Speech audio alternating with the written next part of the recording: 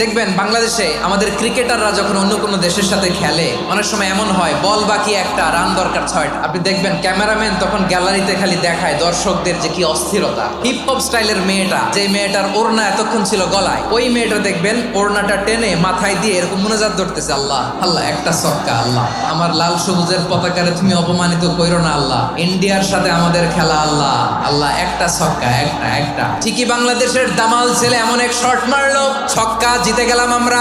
পুরো স্টেডিয়াম জুড়ে চিৎকার, হই হুল্লোড়, মৌজ মাস্তি।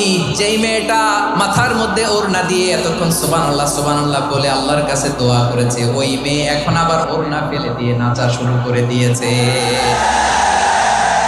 তাহলে আল্লাহর ভয়, আল্লাহর প্রতি আস্থা, বিশ্বাস, ভালোবাসা, এটা কি ক্ষণিকের জন্য? সুখের সময় দুঃখের সময় সচ্ছল অসচ্ছল অবস্থায় বিশ্বাসীরা ভরসা রাখে একজনের উপর। চিৎকার করে বলে পটুয়াখালী, তিনি কে?